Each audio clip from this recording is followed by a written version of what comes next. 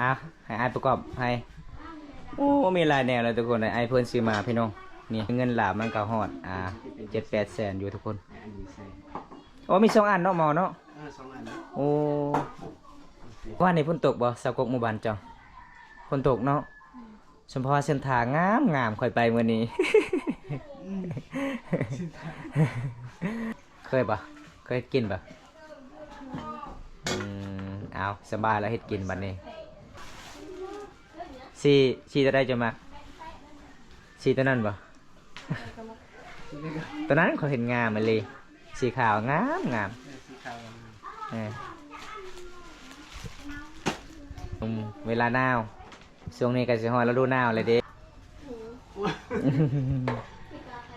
อันนี้มันเป็นน้ำยาเนี่ยมันเป็นน้ำยาสับโอ้เห็นยังเนาะสกกจะเห็นยังอันนี้นะดังไพ่จะเห็นกินยังตอนทำไอมื้อนี้ปิงปลายันหลายเด้อสกกเด้อทุกคนโอ้เขาให้ทุกคนบอกเขาเจ้าอองก็ย่างไปพร้อม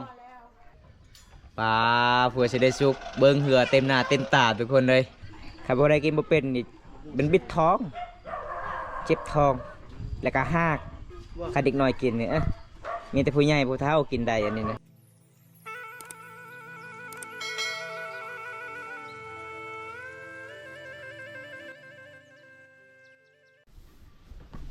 โอ้มันก็ลายเติบเนาะสกกเนาะใส่เป็นบ่สกกอ่ะให้ไอประกอบให้โอ้มีหลายแนวเลยทุกคนเลยไอเพิ่นซื้อมาพี่น้องนี่มันก็ไล่แสนอยู่ทุกคนเลยคันไล่เป็นเงินหลาบมันก็ฮอด7-8 แสนอยู่ทุกคนโอ้มี2 อันเนาะหมอเนาะ2 อันนะโอ้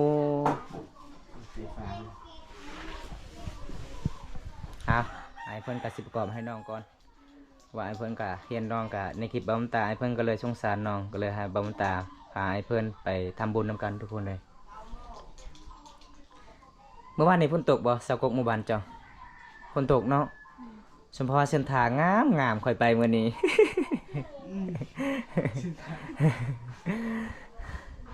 ขันตกอีกมื้อนี้แล้วเลยไปบ่ฮอดแน่นอน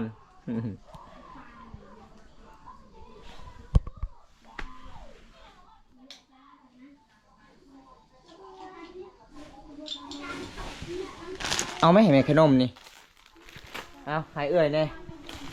ไปสิออกเขาให้ออกเลยแม่เอ้ยรอเลยบ่ถ่ายอย่างนี้เหรอจะน้อยจะน้อยมันสวยเลยอีแม่มาเมื่อนี้ไม่ได้ป่ายป่ะมาสุดก่อนโอ้เฮือนลาวแล้วคังปลาตลอด ปลาดุกปลาข้อ เราใส่ตุ่มได้ขยันลายได้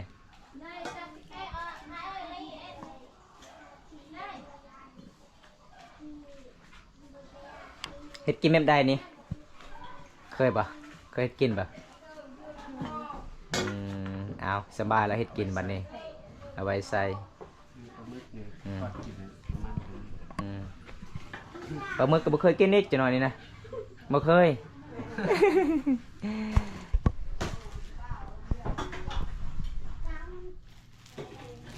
อันนี้เสื้อผ้าเนาะกันหนาวเอาไว้เลยน้องเลยพอดีป่ะจะนุ่งลงเบิงพอดีป่ะน้องงามได้เสื้อนี่ได้อยู่เมืองประมาณ100,000 ปลายเลยอยู่เมืองประมาณ160,000 170,000สีจะได้จะมาสีตัวนั้นป่ะ ตัวนั้นเขาเห็นงามมาเลยสีขาวงามงาม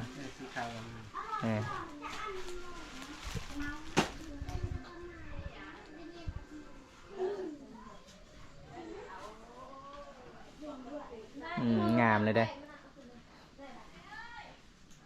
พอดี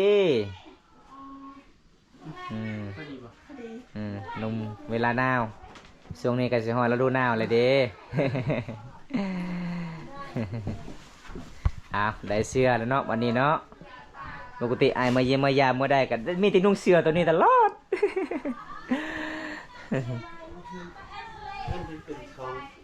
แมน ติดกั แม่นเขาต่อกัน ตอนนี้พอเรายังอยู่เอาไว้เลยน้องเอาไว้แล้วเครื่องกินนี่อันนี้ก็คือแปรงสีฟันอันนี้มันแพงได้ประมาณ15,000มึงน้องเฮาอันนี้นะอันหนึ่ง15,000เอาไว้เลยตอนแรกก็30ไปอาบบัดนี้หัวสิปีงเจ้า ไปเมื่อนั้นโอ้ยกระทาสบู่เจ้าก็บ่เห็นหยังเลยเห็นแต่ก้อนหิน มาเมื่อนี้มีหลายแนวมีแปรงสีฟันยาสีฟันมียาหอมครบสดสบู่โอ้ยปลากระป๋องมีเสื้อผ้าเอาไว้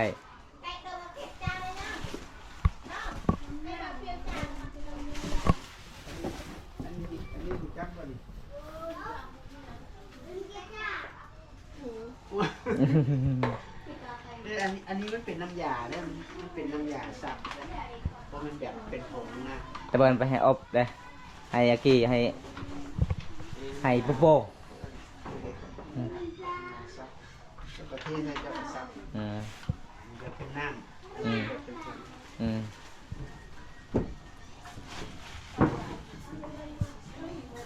ระวังข้าเจ้าลักได้ไวอยู่นี่เลย ลักจะหน่อยอุมีเลยได้ มันง่ายได้สิได้สำนี่น้องสาวกบ เข้าแล้วบอก กินแล้วอาหารยัง กินหอย ห้อยได้ห้อยมาที่ใส่ฮะ ตุ๊โต ตุ๊ตัว โอ่ง ตุงใส่ตุงเอ้าโอ้ไม่ยังใส่ตุงนะ ใส่ตุ่มเมาวะใส่ตุ่มเมาใส่ใบแม่มาเสียเอาอุดเข้าให้ ยังบ่ไปบ่อ๋อพ่นตกเนาะพ่นตกหูดบ่ได้ยังมันทันได้แหลกว่าน้องหุดเข้าให้ ได้จักสอบแล้วฮะบ่ฮู้ยังบ่ทันเอาเมื่อ เอาเมื่อแล้ว แต่น้องบ่ทันนับ หมู่เจ้าไปใส่มื้อนี้หมู่เจ้าอยู่เพื่อนซาเลดได้โอ้ข่อยเลยเกิดว่าซาเลดไปเลี้ยงแบแล้วย่างเนาะซาเลดขยันเลยไปเลี้ยงแบตลอดเลยคู่มือคู่วันแบก็ได้2ตัว เอามื้อนี้มาเฮือนสารสาวกกพี่น้องเอ้ยเพราะว่าไอ้เพิ่นก็เห็นน้องค่ะเป็นนางสงสารโอ้เครื่องของไอ้เพิ่นซื้อมาก็หลายเด้อทุกคนโอ้เห็นยังเนาะสาวกกจะเห็นยังอันนี้นะดังไพ่จะเห็ดกินยังเห็ดกินยังตอนทำไอายมื้อนี้ เปล่า ปิงปลายังปลาจง ปลาข้อบ่ แมน ได้มาได้ใส่น้อง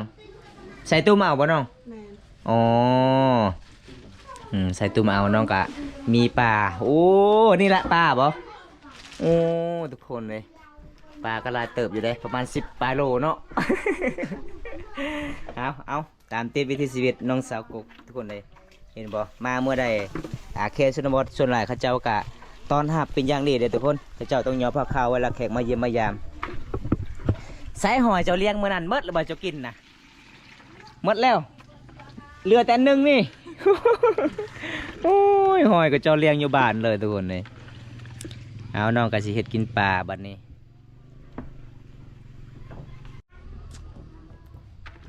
มาเมื่อนี้ก็ได้ปลาเนาะมาสุดก่อนก็ได้กินปลา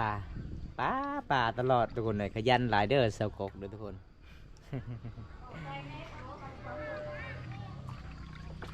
มาเมื่อนี้ได้กินปลาคอมาสุดก่อนได้กินปลาข้าว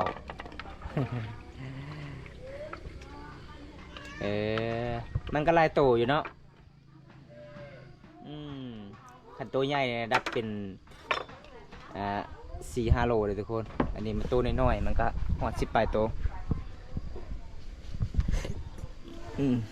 ใส่ยังไงจะปิงใส่เกลือเนาะออกแล้วบอใส่มันนะออกเลยเอาปิงไปเลย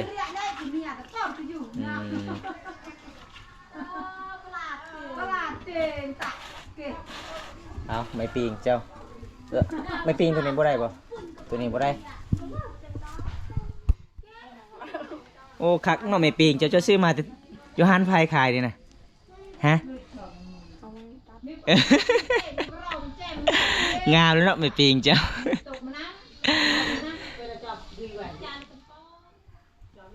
ในแล้วนั่งตาเตะแล้วก็รัดสึก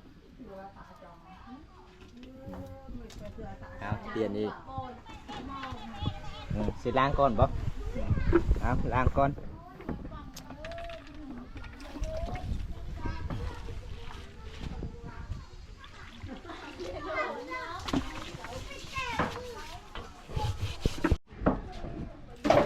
โอ้มันมีฐานเนาะเอาฟืนเนาะโอ้เจะพามาเรียบร้อยเต็มมาเสาดิบ่ เอาตอนนี้น้องกับสีเห็ดกินนะพี่น้องชิย่อพาข้าวไอ้เพื่อนมาเยี่ยมมายามเมื่อนี้ทุกคนสาวลาวเขตนี่กับข้าเจ้ากับเวลาเขามาเยี่ยมมายามข้าเจ้าต้องย่อพาข้าวเป็นตามประเพณี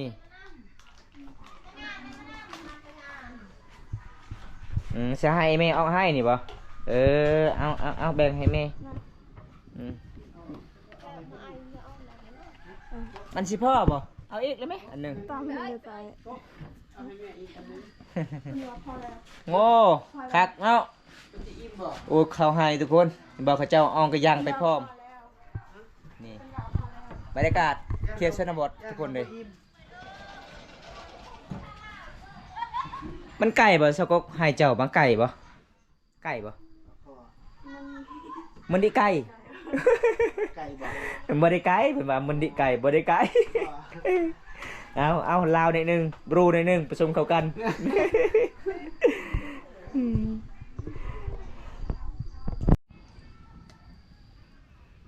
ยังมาทันได้ปิ้งไฟมันยังลุกเนาะมันยังติดลายเนาะ ใช่แต่พอช่วยไปสัมผัสแล้วตัวอะไรเกิน ฮะ ไปให้ก็ไม่มี เข้าเมืองเมื่อวานนี่ อาคีปะผู้มา ไปเอาหยัง ไปช่วยเช็คไปโทรศัพท์โทรศัพท์เซาเซ็กนำผู้บ่าวเล่าเอาไปหยังคือไปปะโทรศัพท์หยัง ไออันเปิดที่ออนโทรศัพท์ อ๋อไอเราแปลงให้โทรศัพท์ก็เลยน้องไปเอาอยู่บ้านดงนาซานโอ้เก่งเนาะขับรถเนาะ ไปฮอดพุ่นเซอร์ทุกคนเมื่อวานน้องกะช่วงหน้าพุ่นกะมันลำบากเลยเป็นถนนดินแดงพี่น้องเป็นหมู่บ้านนอกที่สุดกับตัวเมืองวันนี้ระยะการเดินทางก็ตกกะประมาณ28 กิโลตกไป10 โมงปลายทุกคน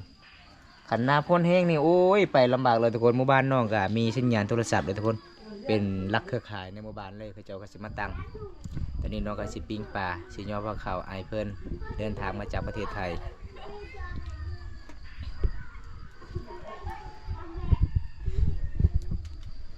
โซเลตว่าจังใดเลี้ยงแบะแล้ว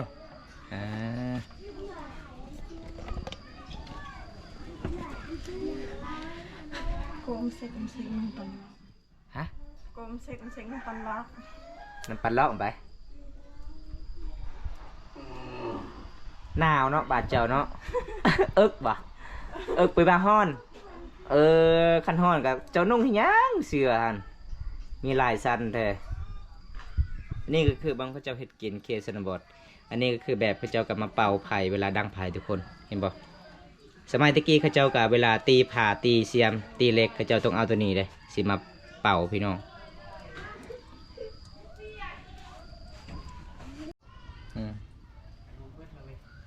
หมดเลยว่าสิไปแจกขนมบานสาเวียงวันนี้เบิดน้องมันกินเบิด อยากอยู่อันบ้าน แกงอะลอง บ้านอาลองเนาะอาลองกับเพื่อน อ๋อสิเห็ดแจ้วบ่แต่มะเพ็ดเนาะมะเพ็ดจะปลูกเองมาเนาะปลูกมาที่ให้อ๋อปลูกข้าวไปพร้อมปลูกมะเพ็ดไปพร้อม เอาใส่จังหน่วยมื้อนี้ไอมา2 คนเจ้าก็ใส่ช่องหน่วย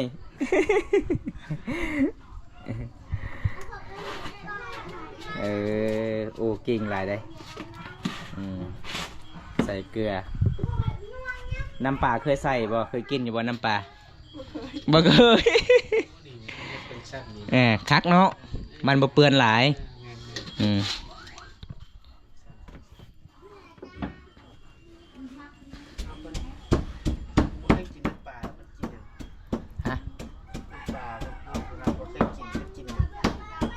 ยอยู่ส่วนไรเขาใจเกลือเขาบ่มีเงินซื้อน้ำปลาละผักเนาะสากจะเนาะใหญ่เลย ไม่ยั้งนี่นะจะเห็ดนะคือใหญ่เลยโบโหคอยเบิ้งนี่คือแกนไม้ขยุงอันนี้นะส่วนลายหญ้าก็เห็ดสากแถวนี้สากตำมะเพ็ดเมื่อคืนในเมืองมันสัน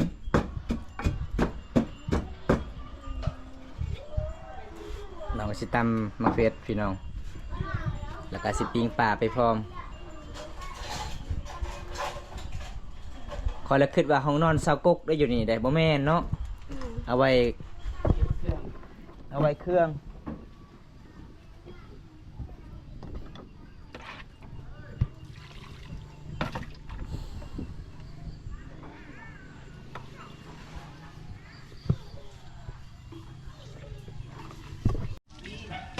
เขากินคือกันปะ มี เขากินปะ กินเป็นบางต้นนะ อันนี้เขากินเบิดอันนี้นะหอยย่างเกินนี่นะ หอยหยังบ่ มันลายได้ยามนี้ได้ หอยหยัง ถ้าบ่ได้กินบ่เป็นนี่เป็นบิดท้องเจ็บท้องแล้วก็หาก ว่า ถ้าเด็กน้อยกินเนี่ยมีแต่ผู้ใหญ่ผู้เฒ่ากินได้อันนี้นะหอยแบบนี้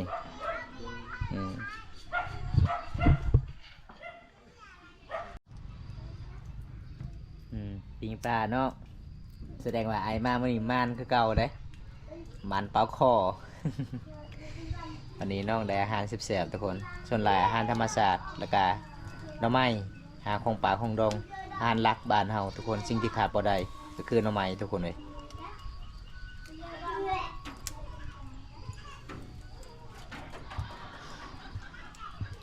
ประมาณเจ้าหน้าที่จึงสุก บูฮู บู ก่อนแล้วคือว่าเจ้าหูเอ้าจุบาเมื่อนั้นเวลาจะนึ่งข้าวนึ่งนาทีชุกจุบานะ สุดท้าย35 นาทีโอ้ว่าเจ้าหน้าที่ชุกชากก1 นาทีชุกโอ้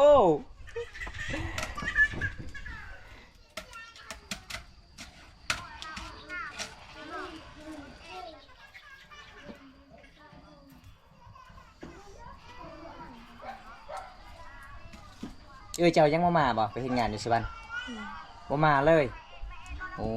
แสดงว่าไปลีเนาะหาเงินหาคำใหญ่ซ้ำเจ้าคือกันบ่หรือว่ามันใหญ่กว่าเจ้าซ้ำไผ อาเซก อาเซกคนสูงบ่ ประมาณ ชาวเซกเนาะหลังจากเราไปเฮ็ดงานอยู่สุวรรณจักเทื่อเรากลับบ้าน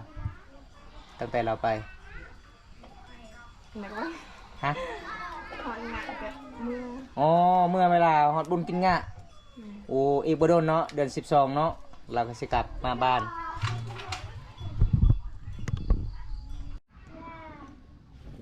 เบียร์ไปได้เกียนวะปลาเผื่อจะได้สุกเบิ้งเหือเต็มหน้าเต็มตาทุกคนเลย อันนี้บ่แม่นฮ้อนไฟอันนี้ฮ้อนเชื่อเจ้าหันเจ้าใส่ลายสั่น โอ้ใกล้สุกเลยทุกคนน้องปิงปลาเมื่อนี้สาวกกคนสู้ชีวิตพี่น้องเลยเป็นลูกกำพร้าอีพ่อบ่มีแต่แม่กับอายใครแต่อายเพื่อนได้เมียพี่น้องเขาบ่ได้เมียได้แล้วเลยพี่น้องบ่มีไผซอยเวียกซอยงานอายเจ้าได้ลูกหนึ่งเนาะอ๋อส่วนน้องสายเจ้าได้ผู้ใหญ่ๆกว่าเจ้าอีกไปไส มันบอง ฮะ น้องบองแบบนี้ได้ที่ แล้วเราบ่ได้เฮ็ดหนังสือบ่น้องสายเจ้าบ่เฮียนแต่มื้อนี้มันคาดบ่ได้เฮียนมื้อนี้ครูอาจารย์ไปห่วมหมดเขาไปรวมมันเนาะไปรวมอยู่เมืองทุกคนน้องสายของสาวกกใหญ่กว่าสาวกกอีกได้ ส่วนเอื้อยนี่แห้งจอยจะกินน้ำไม้ลายบ่แห้งลงจอย แห้งจอยลงนะ เอ้ยเจ้ากินแต่ป่านั่นแหละตุยมันเป็นเอ้ยน้องเจ้ากินแต่ป่าตุยก็เอ้ย ส่วนเอ้ยกินแต่หน่อไม้ ทากระแปงยังมันนี่คือสวยแท้ สวยเหมือนนางผาเลยเวลามันสิดับกะเป่าอีกเนาะเอา รถเจ้าคงเทเนาะเป่าไข่